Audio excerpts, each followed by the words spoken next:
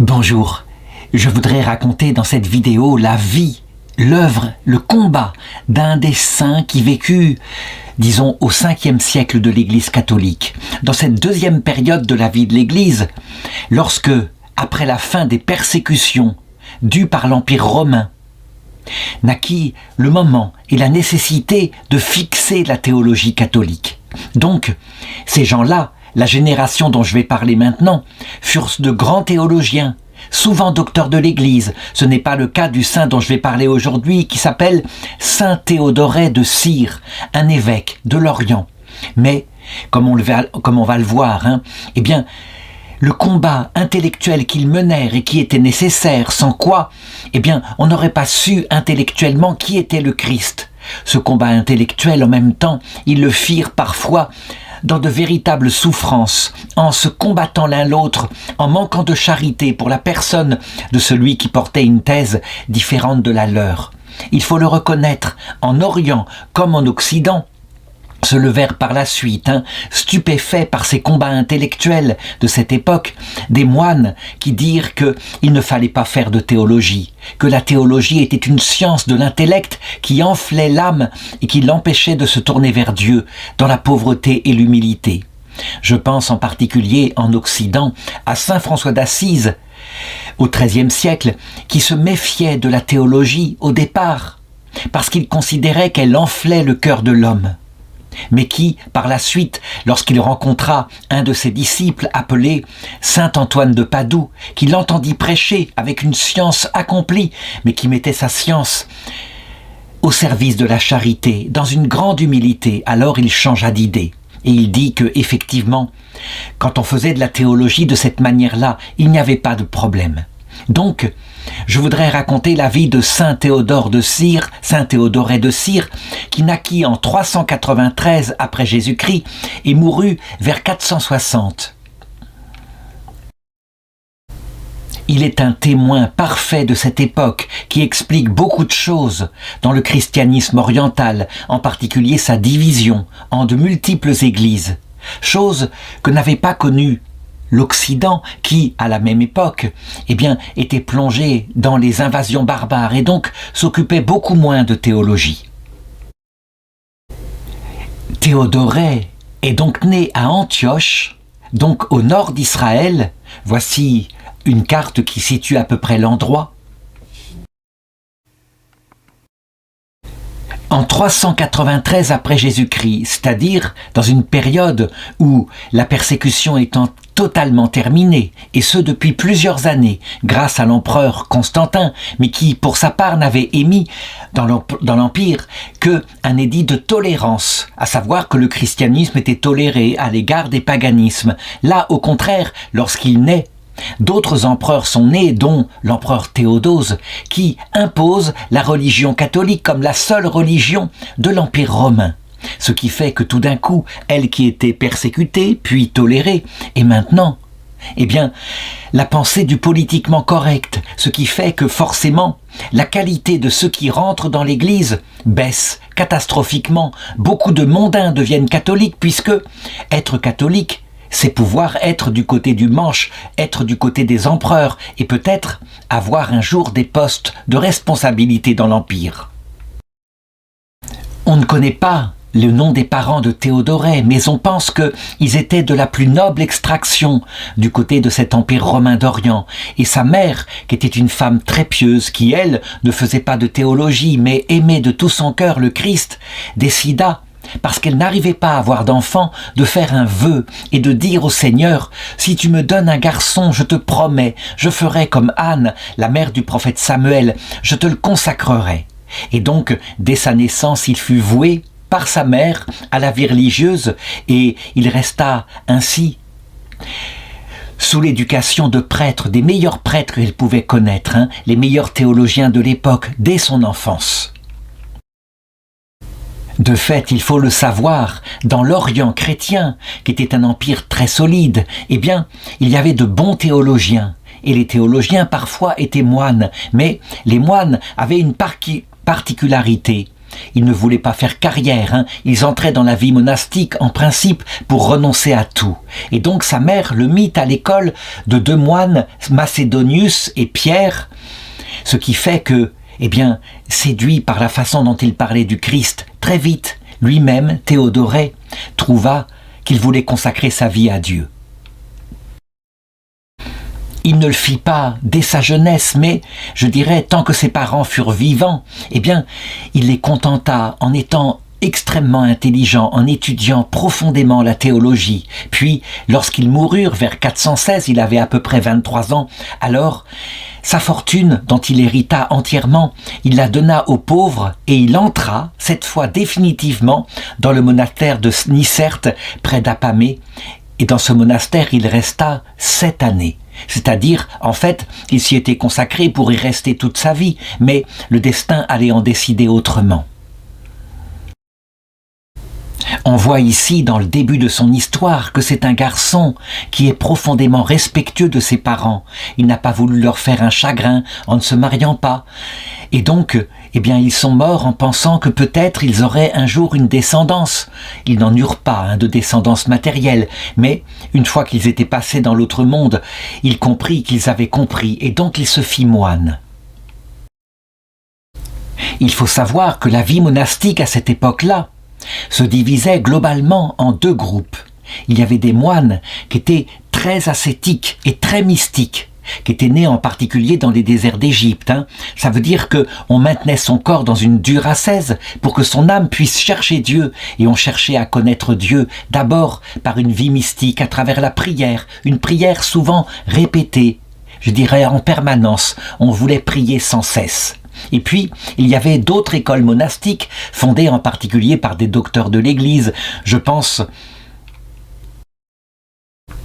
à Saint-Pierre de Sébaste, mais aussi à Saint-Augustin, mais aussi à Saint-Jérôme de Stribon, qui, elle, disait qu'il fallait développer, et c'était la plus belle ascèse qu'on pouvait avoir, il fallait développer sa connaissance du Seigneur. Et plus on le connaîtrait par la théologie, plus on se mettrait à l'aimer. On peut dire que durant sa vie monastique, principalement, il fut de cette école-là, et donc il étudia profondément, et il faut le dire, l'école de théologie, qui était célèbre dans sa région, était l'école d'Antioche, une école qui pratiquait une lecture de l'écriture très rationnelle, au sens littéral, qui ne voulait pas, comme l'école d'Alexandrie, qui était plus mystique, regarder d'abord les sens allégoriques de l'écriture, mais d'abord le sens matériel, littéral. Donc c'était des scientifiques, quelquefois un peu intellectuels, alors que du côté d'Alexandrie, c'était plutôt des poètes, des amoureux de Dieu.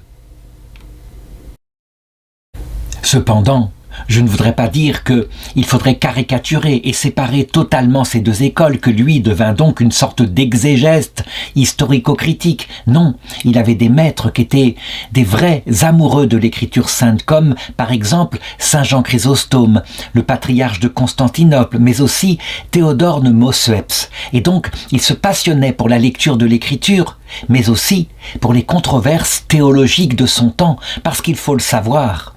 Depuis le concile de Nicée, en 323 après Jésus-Christ, donc bien avant sa naissance, on avait cherché à établir dans l'Orient chrétien, à partir des concepts des philosophes qui étaient nés en Grèce, comme Aristote, Platon, on avait cherché à établir, à partir de leur métaphysique, comment il était possible qu'il y ait un seul Dieu en 3 personnes, et comment il était possible que l'une de ces personnes en Dieu se soit incarné, soit devenu Jésus-Christ, soit vraiment un homme tout en restant Dieu, ce Dieu immuable. Donc, il y avait eu au concile de Nicée des controverses qui avaient cherché d'abord à définir en disant « Oui, Jésus-Christ, nous devons l'affirmer, est Dieu ».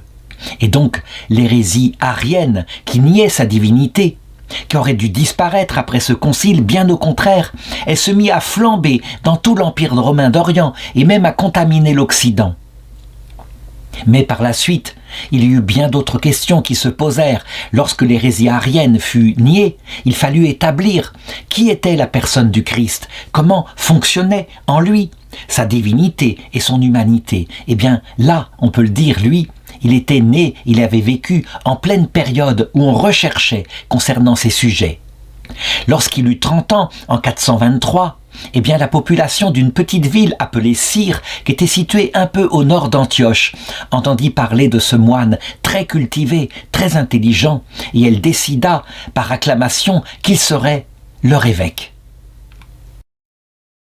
On le sortit donc de son monastère et lui, obéissant à la volonté de l'Église, accepta. Il fut donc ordonné évêque. C'était un petit diocèse, le diocèse de Cire, mais tout de même, il y avait là un enseignement à donner, et en particulier le peuple de Dieu qui était assoiffé de tout ce qui concernait la théologie.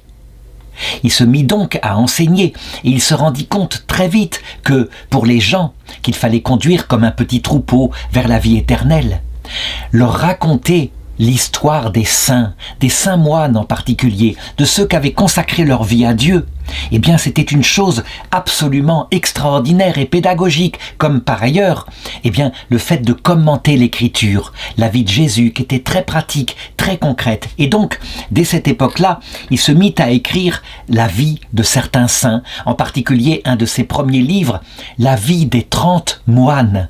Autrement dit, l'histoire des moines de Syrie, histoire de Philotée, en latin Historia Religiosa, où il exprimait en particulier et la vie de certains ascètes qui s'étaient fait solitaires et qui, quelquefois, avaient eu des aventures absolument stupéfiantes. Je peux, à titre d'exemple, raconter l'histoire de Saint Pallade, donc que Théodoret de Cire raconte avec admiration, un moine, un ermite, qui un jour, parce que les gens se méfiaient, il était quelqu'un d'inconnu, il vivait retiré, fut accusé par la foule du meurtre d'un marchand qui avait passé par leur village. Et la foule, en montant son ton, allait le lapider.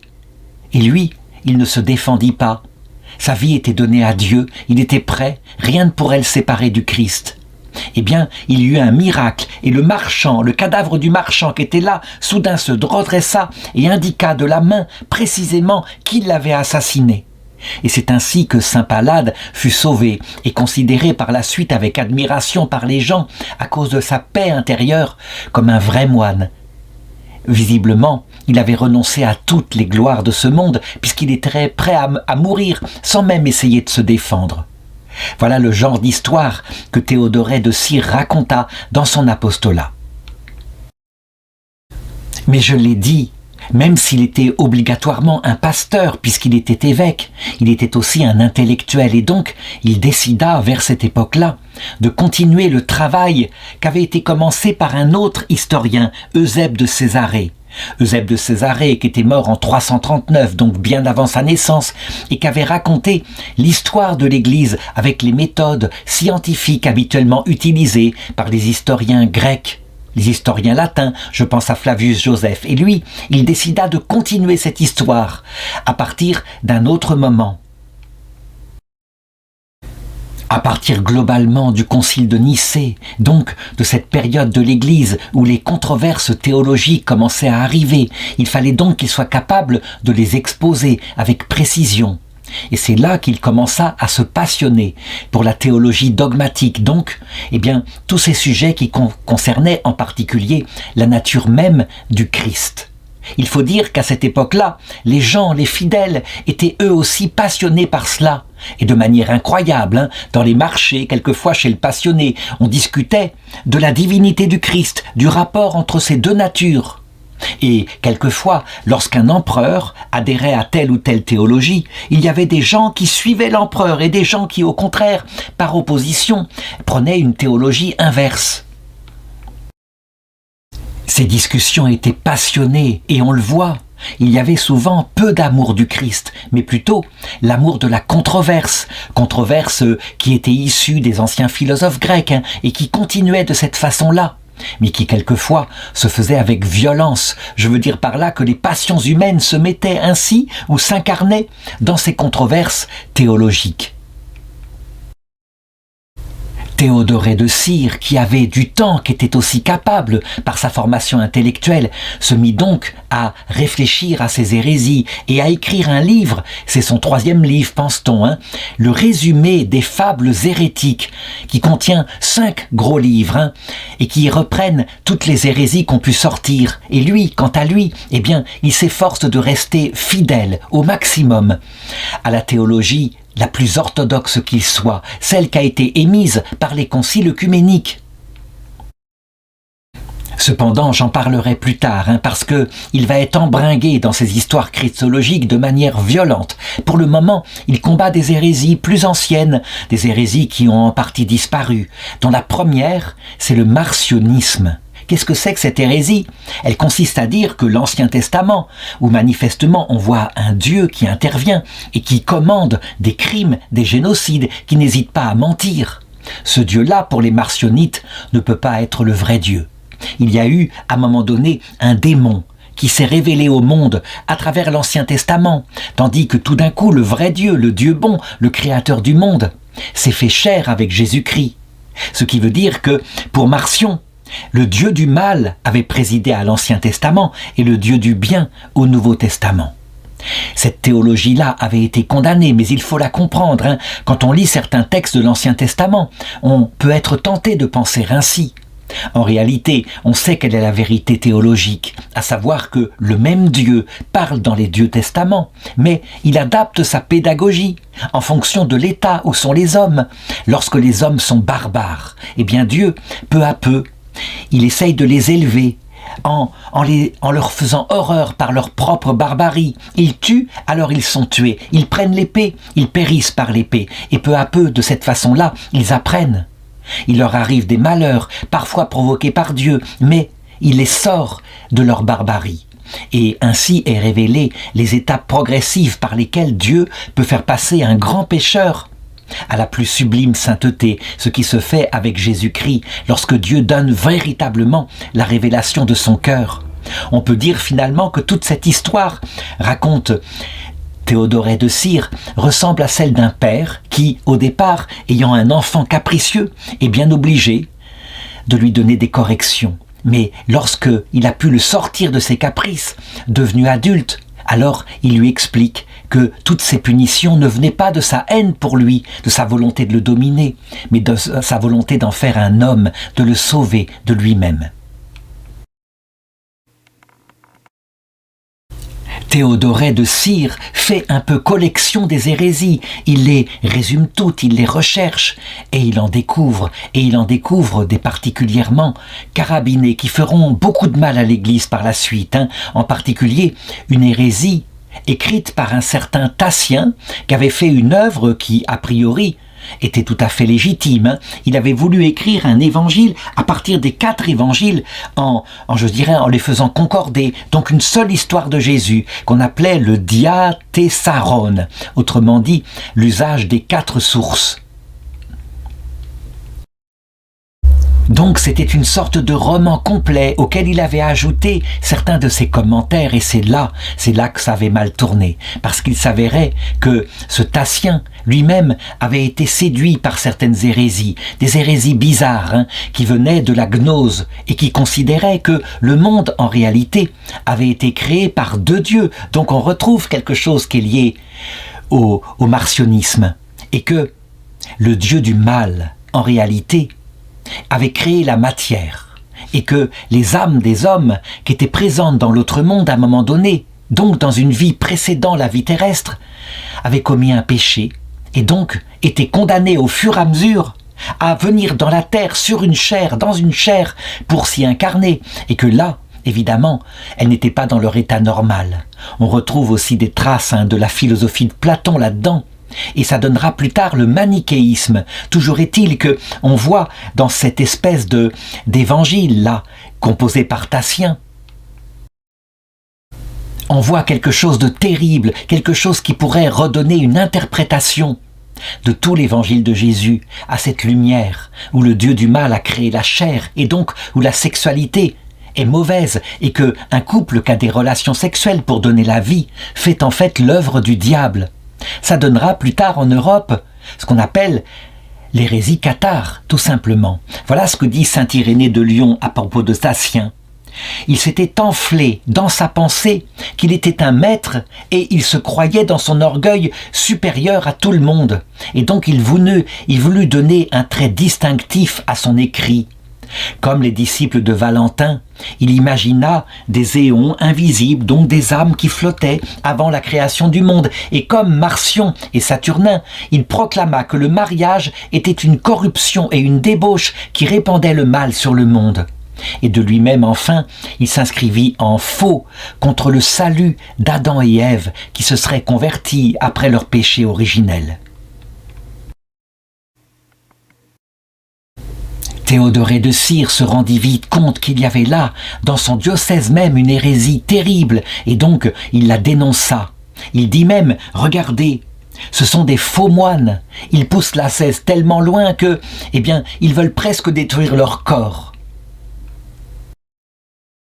Ils interdisent les relations sexuelles pour les gens qui ne sont pas moines, qui sont mariés. Et ils considèrent que toute nourriture un peu abondante, en nourrissant le corps, fait le domaine du mal. Et donc, ils pratisent une ascèse jusqu'à la mort.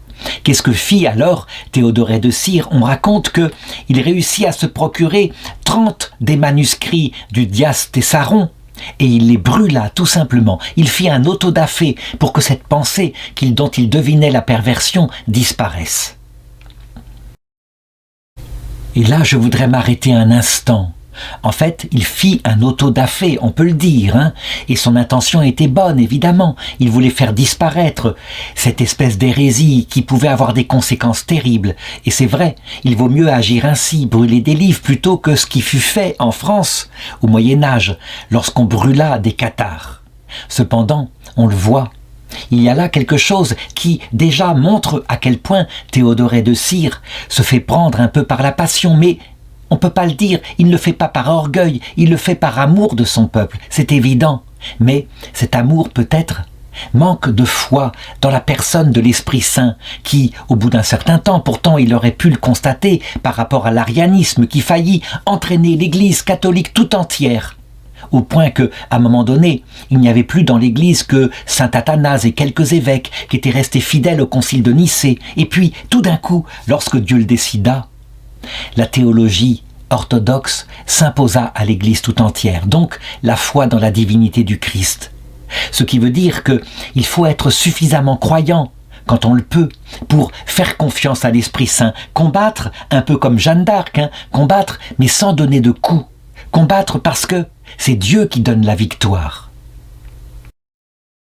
Je montrerai comment par la suite, évidemment, en entrant à plein pied, par charité, on ne peut pas le nier, c'est pour ça qu'il est canonisé, mais peut-être avec un certain manque de respect des personnes, donc d'humilité devant ceux qui étaient ses interlocuteurs, comment il allait lui-même devoir supporter les conséquences immanentes de ses actes. En attendant, c'était un excellent évêque.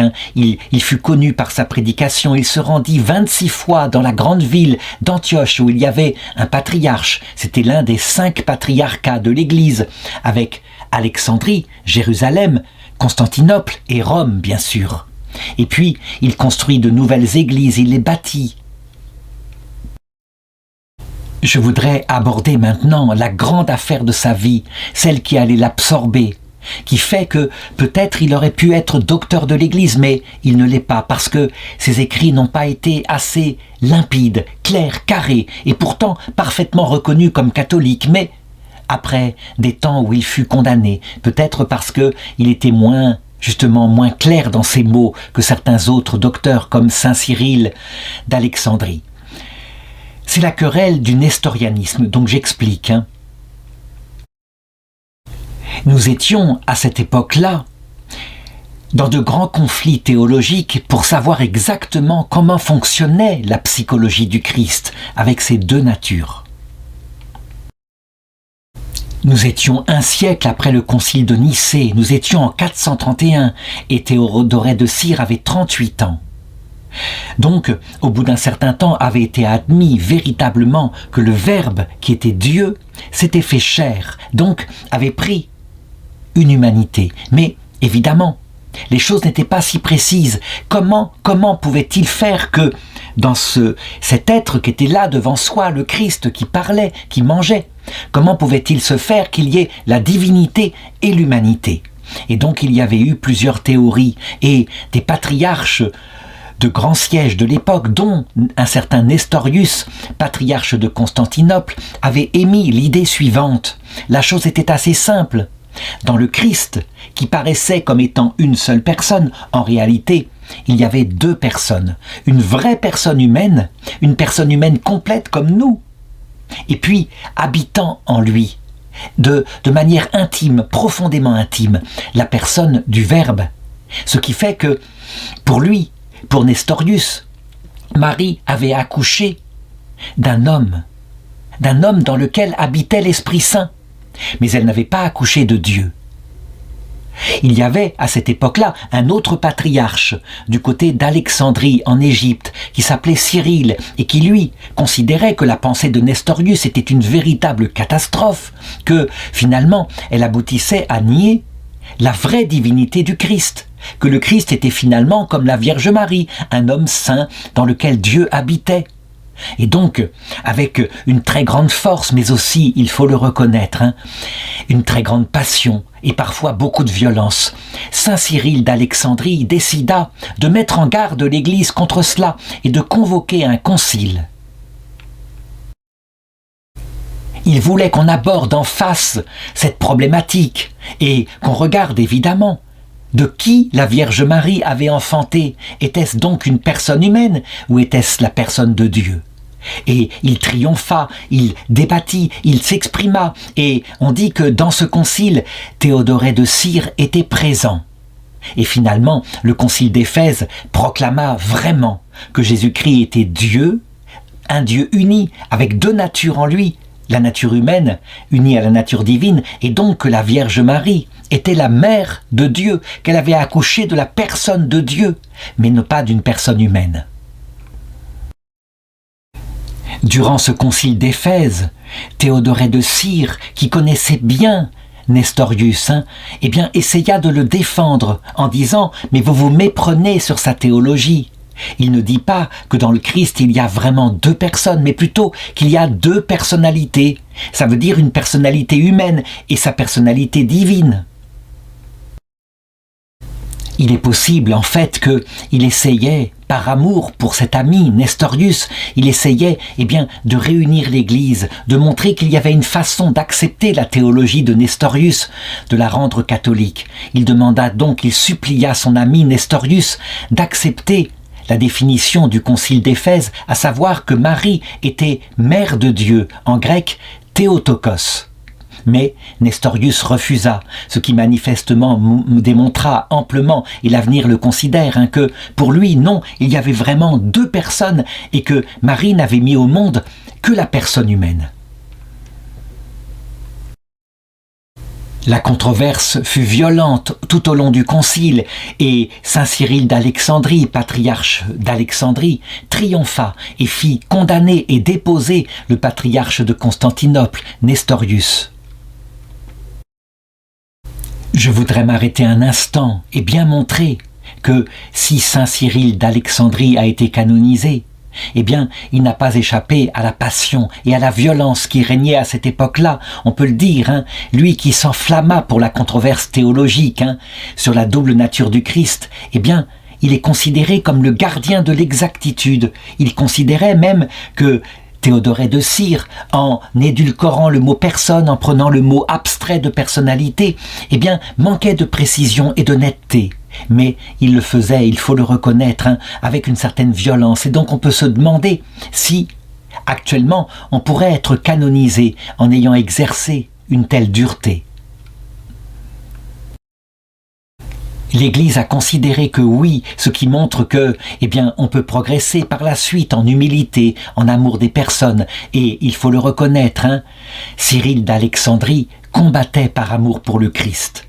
En tout cas, en ce qui concerne saint Théodoré de Cire, lui, il considéra que la violence faite à Nestorius était abusive, et donc il se mit à défendre son ami, et il émit même des livres et des pamphlets pour bien montrer à quel point Cyril d'Alexandrie avait été trop dur avec le patriarche de Constantinople.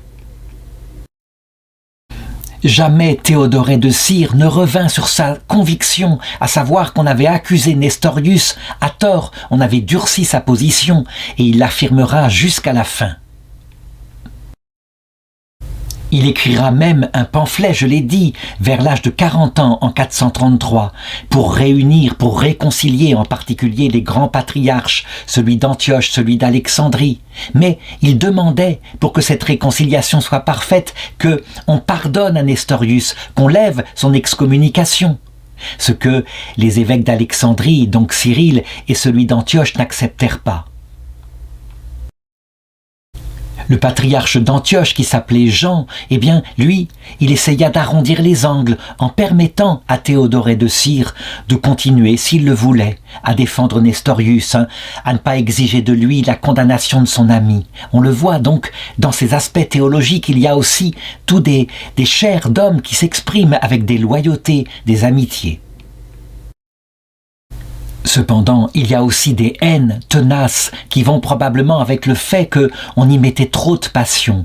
Et donc, à un moment donné, Théodoré de Cire, on peut le dire, se vengea contre le patriarche d'Alexandrie, Cyril, et écrivit un livre qui défendait Nestorius et qui accusait Cyril d'Alexandrie d'une autre hérésie, à l'inverse, une sorte de monophysisme absolu qu'on appelait l'apollinarisme.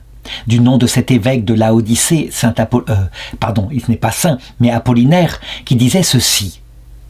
La divinité du Christ est gigantesque, puissante, elle est infinie en puissance, et donc son humanité, qu'il s'est assumée, a été comme fondue en lui au point qu'il n'y a plus une vraie humanité, mais uniquement un corps qui est là, et l'intelligence, la volonté humaine du Christ ont disparu, aspirées en Dieu. On peut donc dire que Dieu s'est incarné et que le corps qui lui sert pour s'exprimer est simplement un corps vide d'âme humaine. Quand Cyril d'Alexandrie lut ce livre, il fut évidemment dans une grande colère et il répondit par l'épée qu'il possédait, à savoir un livre, l'Apologie, où il dénonça l'origine de l'hérésie nestorienne et il nia évidemment avoir affirmé que la nature humaine du Christ était aspirée par la nature divine, donc il combattit le monophysisme, l'autre hérésie qu'allait bientôt sortir. Et il déclara même que l'origine de l'hérésie nestorienne était probablement dans des écrits de Diodore de Tarse, de Théodore de Mauceps, bref, de l'école théologique d'Antioche, ce qui fit que, manifestement, dans l'église d'Orient, les divisions se firent encore plus violentes, parce que, il faut bien considérer, il y a là des évêques, des patriarches qui se battent théologiquement, mais le peuple souvent suit. Évidemment, on doit le dire, sans doute que Théodoré de Cire, qui était si miséricordieux et compréhensif avec Nestorius, pour essayer de justifier sa théologie, de l'édulcorer quelque peu, avait manifestement été trop dur avec Cyril d'Alexandrie, comme l'Église le reconnaîtra plus tard. Mais c'est comme cela, il était entré dans les combats. Et bientôt, parce que l'hérésie d'Apollinaire était vraiment trop absolue, nier finalement l'humanité du Christ, faire du Christ une sorte de corps animé comme un robot par les ficelles de sa divinité, n'allait pas. Il sortira une autre hérésie, à peu près analogue, qui ressemble en tout cas, l'hérésie d'Eutychès. Eutychès disait, oui, il y a bien deux natures dans le Christ, mais il faut le reconnaître, il y a une part de vérité chez Apollinaire, mais qu'il ne faut pas mener jusque-là. La nature humaine est absorbée par la nature divine au point que, il se forme dans le Christ une nouvelle nature. Le Christ a une seule nature, et son humanité est totalement dirigée par sa divinité. On appellera cette hérésie le monophysisme. Elle est logique, elle se tient, elle est cohérente, en effet. Finalement, si on considère la divinité du Christ comme le soleil, immense, et son humanité comme la petite goutte qu'est la terre, la terre, si elle entrait dans le soleil, elle serait immédiatement aspirée et dévorée. Ou encore, si on considère la divinité du Christ comme la coupe du vin à la messe, et on verse une petite goutte d'eau dedans, il ne reste que du vin. C'est le monophysisme. Pourtant, on a pour combattre cela des textes de l'Évangile qui montrent bien que Jésus a faim par moments, qu'il a peur de la mort à son agonie au jardin des Oliviers, et donc il a une vraie nature humaine complète. Évidemment, je l'ai dit, Théodoré de Cire s'est engagé beaucoup trop loin. Il est sorti du domaine de la charité, qui pourtant était bien parti en lui quand il était jeune évêque. Et donc, vers l'âge de 56 ans, l'empereur Théodose II, qui essaye de réconcilier son empire qui est déchiré de l'intérieur, avec une partie qui est monophysite, l'Égypte en particulier, une autre partie au contraire qui est duophysite, c'est-à-dire qui affirme que le Christ a deux natures complètes unies pour faire sa seule personne, mais respectées dans leur nature. Eh bien, l'empereur Théodose II réunit un nouveau concile à Éphèse en 449, et là, non seulement le patriarche d'Antioche Domnus II est déposé, ainsi que ceux qui s'étaient trop passionnés pour cette histoire, mais lui, Théodoré de Cire aussi, est déposé, renvoyé de son diocèse, excommunié. Théodoré de Cire est stupéfait. Ce concile n'a aucune valeur. C'est ce qu'on appellera plus tard d'ailleurs le brigandage d'Éphèse. Et aussitôt, il se défend. Il écrit une lettre au pape de Rome, Léon Ier, pour dénoncer ce coup de force, pour montrer qu'en réalité, on a voulu faire passer dans ce concile, dans ce faux concile, le monophysisme. Et de fait, la division est là, et la division restera. Il existe encore actuellement dans les christianismes d'Orient, qui sont les premières églises chrétiennes, eh bien des églises monophysites, d'autres qui n'acceptent que 3 conciles sur les 6 qui ont eu lieu pour définir qui était le Christ. On le voit, on a aussi tout le défaut qu'il pourrait exister dans l'Église d'Orient, le rôle des empereurs, de quoi s'est mêlé cet empereur Théodose II en voulant réunifier politiquement son empire et en se mêlant de théologie. Bien évidemment, ça n'aboutit à rien. D'ailleurs, 1 an plus tard, le 28 juillet 450, Théodose II meurt, et donc, on se rend compte qu'il faut calmer les choses encore une fois, et donc, Théodoré de Cire est autorisé à retourner dans son diocèse. Et, à ce moment-là, à la demande du pape et des patriarches, on décide de réunir un nouveau concile, le concile de Chalcédoine, en 451. Il a alors 58 ans. C'est là qu'on réfléchit, qu'on reprend toutes les erreurs qui ont eu lieu, soit en trop, soit pas assez, et qu'on définit la vraie doctrine qui sera celle de toutes les églises. L'Église catholique, l'Église orthodoxe, mais évidemment, je l'ai dit, certaines églises orthodoxes restent monophysites. On dira ceci donc. Le Christ, c'est vraiment une seule personne. C'est la personne du Verbe, le Verbe de Dieu, créateur du monde, qui à un moment donné s'unit une humanité. Mais pas une demi-humanité, une humanité complète. Évidemment, quand on considère sa nature divine, immuable, infinie, elle n'est changée en rien par son incarnation. Ce qui est changé, c'est sa nature humaine, qui n'est pas une personne humaine, mais qui est unie substantiellement par un lien qu'on appelle l'union hypostatique pour faire l'unique personne du Christ. Et donc, le Christ a bien 2 natures, et il a aussi 2 intelligences, son intelligence divine, son intelligence humaine qui, elle, fonctionne dans le progrès. Et puis, il a 2 volontés, évidemment en harmonie, et l'harmonie se fait, on le sait, mais ce sera défini beaucoup plus tard, par une grâce qui est donnée dès sa conception, que saint Thomas d'Aquin et le pape Pie XII diront être une grâce de vision béatifique. Je veux dire par là que le Christ, dans son humanité, ne découvre pas qu'il est Dieu, il est Dieu. Il voit Dieu parce qu'il est Dieu, il voit sa propre divinité, ce qui est tout à fait logique. Durant le concile de Chalcédoine, Théodoré de Cire manifestement se soumet. Il voit bien que c'est la vérité de Dieu qui est là. On lui demande cependant de souscrire un anathème à la doctrine de Nestorius, qui lui, je l'ai dit, disait qu'il y a dans le Christ 2 personnes. Alors il accepte, mais pas n'importe comment. Il ajoute la doctrine qui est attribuée faussement à Nestorius sur le fait qu'il y aurait dans le Christ 2 personnes, je la condamne. Et donc, il est totalement réhabilité. Il reçoit à cette époque-là une lettre en réponse par le pape Léon Ier, qui a bien eu son courrier et qui l'encourage maintenant à défendre les conclusions du concile de Chalcédoine de toute la force de sa parole et à continuer ses écrits. On peut le dire, à cette époque-là, Théodore de Mausueps devient une sorte de champion de l'école exégétique d'Antioche. À partir de là, on dirait que peut-être fatigué par les controverses auxquelles il a sali son âme, dont il s'est mêlé avec trop de violence, eh bien, il se replonge dans ce qu'était sa vocation au départ, la contemplation, la prédication comme évêque. Et donc, il va écrire des livres qui sont des livres de l'école exégétique, du sens littéral. En particulier, un commentaire des psaumes, un commentaire du Cantique des Cantiques, pris au sens littéral, Mais évidemment, il est bien obligé d'admettre là, pour le coup, que la fiancée du cantique n'est pas simplement une jeune femme, mais que c'est Israël. Il donne le sens littéral en ayant tout de même une capacité du sens symbolique. Mais il ne voit pas que ça peut être aussi l'amour de notre âme par rapport à Dieu, l'amour de l'Église par rapport à la Trinité.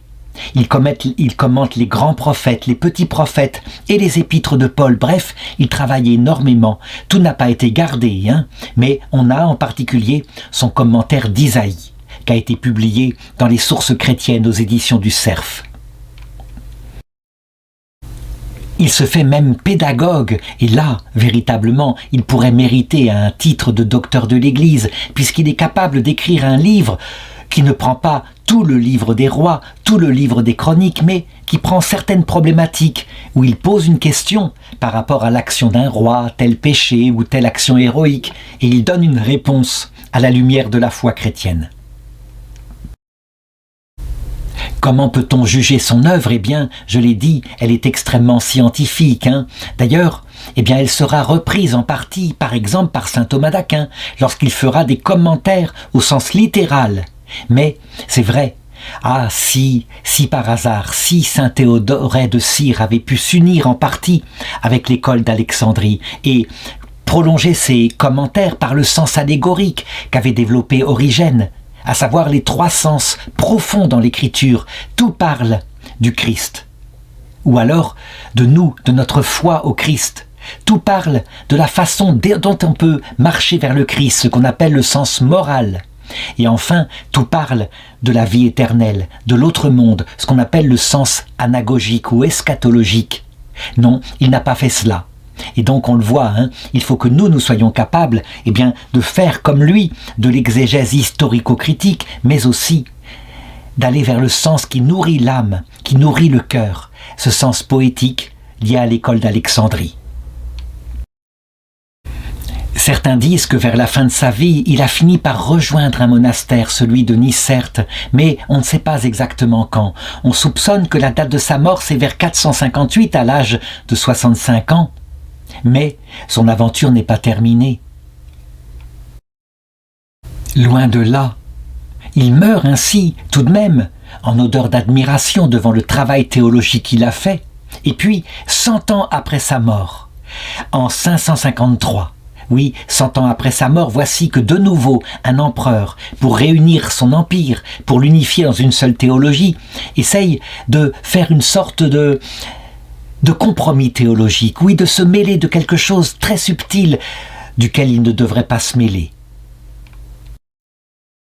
Cet empereur s'appelait Justinien, et lui, il avait un vrai problème, parce qu'il voyait bien qu'une partie de son empire, la partie de l'Égypte en particulier, qui était un grenier à blé pour le reste de l'empire romain d'Orient, se tournait de plus en plus durement vers le monophysisme, tandis que dans le reste de l'Église, on suivait le concile de Chalcédoine avec les deux natures du Christ dont j'ai parlé. Et donc, il essaye, afin de ne pas brusquer l'antique Église d'Égypte, il essaye de trouver quelque chose qui pourrait réconcilier tout cela. Il se crut habile, lui qui n'était qu'empereur, en condamnant les écrits de Nestorius, de Théodore de Mausueps et aussi certains écrits de Théodore de Cire, de Théodoret de Cire dont je parle ici. Mais évidemment, c'était des thèses particulières qu'il condamnait, ce n'était pas les œuvres entières. Et donc, au lieu de faire la paix de cette manière-là, considérant que son anathème portait sur les auteurs tout entiers, Eh bien, il fut accueilli froidement dans toute l'Église et il provoqua une remontée des divisions. N'empêche que Théodoré de Cire avait été encore condamné, et sans doute pour sa position qui défendait Nestorius, en la réinterprétant cette position de Nestorius. Il sera plus tard réhabilité, bien sûr, et il sera même canonisé. Ce qui montre, pour conclusion de cette vidéo, que manifestement, lorsqu'on fait de la théologie, il ne faut pas être là à la recherche tatillonne d'une hérésie chez l'autre, mais il faut d'abord commencer plutôt par voir ce qu'il a voulu dire et dans quel sens ce qu'il a voulu dire peut être conforme à la foi catholique. Si la personne nie l'interprétation qu'on a donnée, comme ce fut le cas pour Théodoré de Cire, Nestorius manifestement affirmait réellement dans le Christ deux personnes, pas seulement deux personnalités. Alors dans ce cas-là, l'hérétique ou sa thèse peut être déclarée hérétique, mais on doit tout tenter avant. Et bien là, on le voit bien, il y eut des condamnations trop rapides, en particulier de Théodoré de Cire. J'ai vu, à notre époque encore, cette possibilité, par de grands théologiens ou des personnes qui se croient telles, de cet esprit tatillonnant, au point que quelquefois je me suis même amusé à prendre un texte de l'Écriture lui-même, un texte qui, quand on le coupe du contexte, peut paraître hérétique, à le changer légèrement pour que la personne ne le reconnaisse pas, à le lui proposer. Elle le déclarait hérétique et ensuite je lui donnais le verset biblique. La personne était toute à sa confusion, bien sûr, et j'essayais d'expliquer de cette façon-là comment il faut regarder la totalité d'une doctrine, vérifier, être sûr que la personne affirme, sans utiliser des mots symboliques par exemple ou des mots poétiques, une doctrine particulière qui ne pourrait pas être conforme à la foi. C'est de cette manière-là, par exemple, que j'ai observé le cardinal Ouellette, l'archevêque de Québec, lorsqu'elle fut confrontée à une communauté qui se revendiquait d'une apparition de la Vierge, dont la fondatrice disait « Je suis la réincarnation de la Vierge Marie ». Il ne commença pas à émettre un décret d'excommunication. Non, il alla l'interroger en personne. Que voulait-elle dire par là? Que sa spiritualité était la réincarnation de la Vierge Marie. Et elle dit non, non, non, je suis la Vierge Marie qui est revenue dans un corps humain.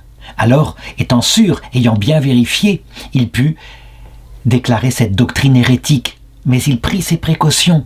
C'est comme cela qu'il faut faire. Quant à saint Théodoré de Cire, eh bien, on peut le remercier parce que lui et tous ceux qui l'ont imité à cette époque-là se sont certes pris la boue des controverses dans la figure et en ont sans doute beaucoup souffert. Ils ont peut-être été purifiés ensuite de toute la saleté qu'ils avaient accumulée par ces choses qui allaient beaucoup trop loin, mais ils ont pour nous étaient des supports solides pour déblayer le terrain, pour que nous puissions paisiblement contempler le Christ, vrai Dieu et vrai homme.